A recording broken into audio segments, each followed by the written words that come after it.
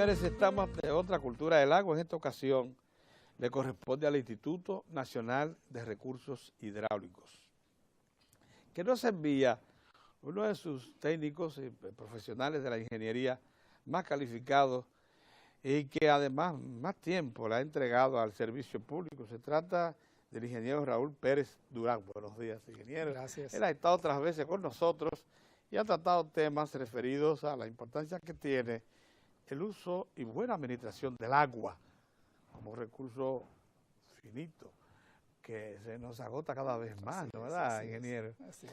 Y hoy precisamente viene a tratar un tema que en otra ocasión, hace ya mucho tiempo, en este diario del cual tratamos, se refiere a la ley para que regula el agua. Antes se llamaba el Código de Agua, cuando surgió por primera vez en 1992, Así es. hace 21 años, Sí. porque de este tema que vamos a tratar tiene más de 20 años dando vueltas en el Congreso y no acaba de salir. Ingeniero, a mí me parece, como reportero que conoce el asunto desde que surgió, que a veces conviene llegar tarde al escenario, porque usted ha recogido tanta experiencia en el camino que pudiera servirnos. Quizás ahora sea el momento de que salga un verdadero código de agua, ley de aguas, que se compadezca más con la realidad y las necesidades actuales dominicanas. Sí, pienso que sí, que hay esa ventaja de poder capturar, digamos, experiencias y corregir errores que otros países tuvieron. Como Argentina, que por ejemplo privatizó los acueductos y ahora los quiere recoger, los está recogiendo. Sí, así Chile, por ejemplo, que Sí. en el año 85 dictó una ley y luego todas las empresas hidroeléctricas capturaron todos los derechos en todas las cuencas. Sí, así fue. Y hubo que buscar una manera para modificar un artículo de esa ley para que no hicieran un monopolio del agua. Ay. Por eso le digo que quizás valga la pena haber Sí, llegado un sí. poco tarde, porque en el proyecto original se privatizan los acueductos. Sí, debemos ¿Todavía aclarar, aparece? sí, debemos aclarar que es que hay dos proyectos de ley. Ah, sí. Hay un proyecto de ley para el sector agua potable y saneamiento y hay un proyecto de ley para regular el agua como recurso natural. Entonces, el proyecto de ley de agua potable y saneamiento, el que yo conozco fue la versión del 2001 y luego otra versión que se sometió recientemente, pues está inspirado en esas filosofías privatizadoras que impulsaron inclusive los bancos multilaterales en algún momento, en algunos países como Bolivia. El neoliberalismo estaba en sus buenas, en la década de los 80 y los 90. Correcto, en Bolivia, Argentina, y fueron no me diga que fracasos. todavía estamos tan atrasados que recogemos. Bueno, esa idea. todavía está ese proyecto de ley, digamos, con esa esencia. El director de INAPA tiene un discurso distinto, sin embargo. No, eso sí. Tiene un discurso de que, a pesar de que él viene del sector privado, él entiende que el Estado puede ser eficiente manejando sus acueductos, pero además, lo que se ha demostrado es que no es cierto que ninguna empresa privada va a hacer la inversión necesaria en el desarrollo del acueducto en la magnitud que se necesita. Porque es difícil pensar que, y volvamos entonces al principio, o sea, que una presa, que tiene funciones a veces múltiples de envergadura, como es agua para riego, agua para consumo humano, agua para, bueno, a veces cumple las funciones de regular avenidas, Las crecidas, sí. crecientes, y agua para electricidad, que si usted pone un empresario a escoger para cuál prioridad de esas cuatro dar el agua que esté embalsada, la va a coger para La más rentable. que es la energía. Sí. O sea, usted no puede poner eso en manos privadas. Eso es una locura. Así es, así Sí. es. Sí, ahora, en este caso, los antecedentes que tenemos, como usted bien dijo, son varias propuestas que se han hecho desde el año 92 a la fecha, pero actualmente hay una propuesta que recoge otras iniciativas del 2003, del INDE de 2008, del senador Castillo, de la provincia de San José de Ocoa, y también hubo otra propuesta de los senadores de la provincia de Elías Piña y Montecristi, Adriano Sánchez Roa. Esa propuesta? Bien, la del senador Castillo es una propuesta que se inspira mucho en la versión anterior de propuestas que el INDRI hizo. La filosofía se enmarca dentro de lo que se conoce como gestión integrada del agua. Es decir, tratar de tener en una sola plataforma todos los usos del agua y un regulador, en este caso el INDRI, que va a tratar de asignar los volúmenes de agua de acuerdo a ciertos criterios, ciertas prioridades, teniendo siempre el agua potable en primer lugar entre todas las prioridades, y poder también administrar, digamos, el sistema de gestión, que es lo que nos ha faltado. Tenemos una ley vigente, que es poco aplicada, que es la ley de número 5852 del año 1962, una ley que ya tiene 51 años. Y esa ley tiene muchos elementos positivos, que en su momento gente muy visionaria, como el ingeniero Marcelo Jorge, Lulo Guite y otros más desarrolladores en el campo hidráulico, pues tuvieron, digamos, la visión de insertar en ese proyecto de ley, varios elementos importantes. Por ejemplo, las sociedades de regantes. Ya se hablaba en ese proyecto de ley de las sociedades de regantes. Pero hoy son las que tienen todo el sistema. Se hablaba de la inversión del Estado y que los beneficiarios de esas obras construidas por el Estado, los canales de riego, debían también de alguna manera tener alguna compensación, alguna participación en la inversión. Y por eso la cuota aparte. Y por eso la cuota aparte, que hoy día hay que reevaluar si todavía ese esquema de cuota aparte es el que es pertinente en nuestros tiempos. Ya. Pero en sí esa ley tenía varios elementos importantes, pero hoy día yo pienso que ya esa etapa de desarrollo de grandes presas no se ha agotado, pero su pico, digamos, ha estado, digamos, en una etapa que tal vez cierre en el año 2000, 2003, y ahora, aunque seguiremos construyendo presas, el énfasis debe estar en la regulación del recurso. Sin duda que los países como España, que desarrollaron muchas presas, también tuvieron su pico de construcción de grandes presas, y ahora se enfocan todos en cómo yo manejar el agua y preservar sus derechos. Si usted tiene un usuario del agua y tiene una asignación, de que no venga otro usuario y diga, ahora yo quiero tomar el agua que era del señor Pedro Cava, porque sus derechos hay que salvaguardarlos, y además la demanda ha incrementado enormemente y hay una mayor competencia por el agua y tenemos que ser más juiciosos a la hora de asignar derechos o defender derechos.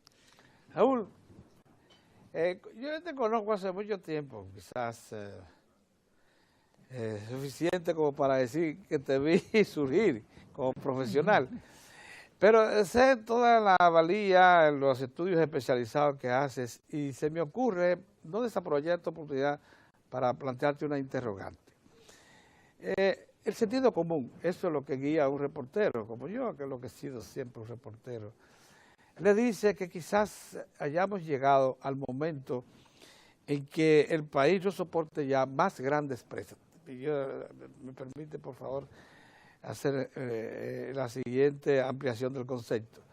Porque siendo un país de 48.000 kilómetros cuadrados, cada vez que embalsamos grandes volúmenes, esa misma tierra, esos volúmenes están sobre tierra que se inutiliza.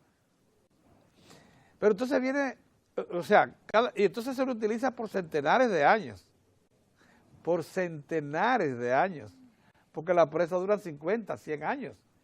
Y después que queda el agua, el embalse, ese embalse es el lleno de lodo que queda, de detrito.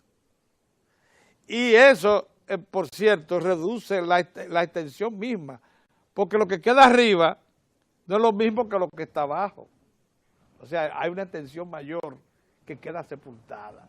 O sea, vamos achicando al país cada vez que hacemos una presa. ¿Sí o no, ingeniero? Pero, un momentito. Pero es cierto que vamos achicando al país, ¿no? ¿Verdad que sí? Yo pienso que hay pero es cierto no que vamos achicando al país. No, yo pienso que no, Bien, vamos, entonces le voy a a poner en la otra balanza. El hecho es cierto de que el agua es un bien que se agota cada vez más y que debe ser preservado. Eso presiona mucho a embalsarla. Lo que yo digo es lo siguiente, no ha llegado el momento de que cada vez que pensemos en un nuevo proyecto de presa, lo pensemos bien. Sí, ahí le doy toda la razón. Porque no todo es embalsable y porque no podemos seguir achicando, o sea, restándole tierra al territorio nacional y a las presentes generaciones. Sí, yo pienso que todo proyecto que se emplace en un territorio tiene que ver la actitud de esos suelos. la vocación de sus de suelos. servicio. Entonces, eso es un factor que debe tomarse en cuenta. Ahora, en nuestros tiempos, yo sí creo que ya la mayoría de los sitios viables para construir una presa se han agotado. Así es. Yo pienso que parece, ya no sí, tenemos tantos sitios ya no quedan donde construir grandes presas. Ahora, yo sí abogaría por la construcción de presas más pequeñas, tal vez que ocupen menos área de embalse y que tengan un desarrollo y un beneficio más localizado. Perdóneme, ingeniero, porque podría la gente llevarse una mala impresión de nosotros, que siempre hemos hablado sobre estos temas por décadas. La única manera que hay de producir energía en sitios lejanos que sea rentable económicamente es haciendo pequeños embalses, pequeñas hidrogeneradoras, porque es tan caro llevar la energía a esos sitios con líneas de alta tensión, que solo embalsándola en pequeños embalses. Y las pérdidas de transmisión son enormes. Y las pérdidas de transmisión son enormes, que solo extrayéndola de sitios, pequeños saltos en el interior, fundamentalmente, se puede hacer. Sí. O sea que no es que estemos aquí eliminando. Sí, claro. Y en ánimo a ser justos, también hay que traer el elemento del cambio climático. También. Si el cambio climático va a traer efectos de sequías más prolongadas o de crecidas de mayor magnitud, entonces las presas podrían seguir teniendo o siguen teniendo un papel. Pero yo pienso que el elemento social, el elemento económico del análisis, en muchos proyectos de presa del pasado, no solamente en nuestro país, sino en todo el mundo, fue obviado. Fue obviado y eso condujo a que se expropiaran, se desplazaran personas y no se viera la vocación que tenían los suelos. El motivo es actualizar de nuevo la ley de aguas. En 4 minutos, díganos cuáles son las características fundamentales que debe contener un proyecto de ley que regule el agua y cuáles beneficios nos trae. Bien, yo pienso que el principal objetivo que debemos perseguir en un proyecto de ley de agua es preservar nuestro patrimonio hídrico.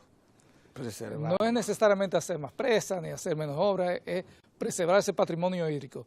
Porque si no, dentro de 20 años tendremos una crisis enorme que no podremos manejar. Principalmente las zonas de influencia de los ríos. Sí, la zona de influencia de los ríos y las cuencas, ¿no? Las cuencas tienen un escurrimiento, un volumen. Si todo el mundo usa el agua sin control, pues llegará el momento donde... O si se depreda la cuenca. Si se depreda la cuenca. Entonces yo pienso que ese es el principal enfoque de la ley de agua. El otro esquema es que la gestión del agua tiene un costo y necesita una institución fuerte para poder emprender ese Y ahora costo. está muy dispersa. Sí, ahora hay mucha fragmentación, vacíos en algunos casos, solapes en otros. Entonces yo entiendo que uno de los beneficios que traerá esta ley es un ordenamiento institucional. Y una institución que hay que fortalecer para que haga la gestión. Por otro lado, los derechos. O sea, este mundo ya de leyes, de derechos. Para decirle algo, por ejemplo, en Chile, la Dirección General de Aguas de Chile, sus últimos 3 directores han sido abogados. Porque en ese país hay una cultura legal muy fuerte y en nuestro país, querámoslo o no, ya el tema de la competencia por el agua nos obliga a formar abogados especialistas en derecho de agua. Entonces yo pienso que el tema de administrar los derechos y que si yo tengo un derecho, bueno, no se me prive de ese derecho porque viene otro proyecto o existe algún mecanismo de compensación si es un proyecto prioritario para la nación. Entonces yo pienso que esos son los instrumentos de gestión, es otra novedad que traería esta ley y en el proceso están participando muchas organizaciones del sector oficial, el Ministerio de Medio Ambiente, el INDRI, la empresa generadora. ¿En qué momento se encuentra el proyecto ahora mismo? Ya le dijimos que tiene 21 años recorriendo las distintas cámaras. En esta ocasión yo pienso que se ha avanzado y hay cierta armonía para poder decir que hacia final de año, principio del año próximo, ya se tendrá una propuesta que pueda ser conocida ya por el Senado. Y de ahí obviamente pasaría a la Cámara de Diputados. ¿El INDRI qué función cumpliría según esa visión moderna? El INDRI sería el regulador del agua y las políticas del agua, como todas las políticas de recursos naturales y medio ambiente, sería un rol que jugaría el Ministerio de Medio Ambiente y Recursos Naturales. Hay algunos temas que discutir, por ejemplo el riego, que si el INDRI seguirá teniendo esa tarea operativa del riego, o si delegará más funciones en la Junta de Regantes para, digamos, soltar un poco el peso administrativo que conlleva O esto. si se le da mayor autoridad a la Junta de Sí, Regantes. y la construcción de las obras no serán vistas per se como un proyecto de una presa, sino la función que ese proyecto podría tener, sea en la regulación de crecidas, en el abastecimiento de agua. Qué Porque bien. tal vez por mucho tiempo, Sí. y tal vez nosotros los ingenieros civiles somos responsables, porque somos formados como constructores, Sí. pues la misión principal era construir las obras. Ahora ya no será la misión principal. La misión principal será es planificar la cuenca, planificar bien los proyectos y cuando sea necesario, pues ejecutar un proyecto de obras, pero que tenga una función probada. Nosotros agradecemos al ingeniero Raúl Pérez Durán, uno de los funcionarios importantes e históricos del Instituto Nacional de Recursos Hidráulicos, que este viernes en Cultura del Agua nos ha dado una visión tan moderna, tan interesante acerca de lo que necesitamos, ya, regular el agua, para que como se está agotando, la aprovechemos al máximo. Así es, Sí, así es. muchas gracias, ingeniero. Gracias a ustedes también por su atención. Ahí viene Lalo con los deportes.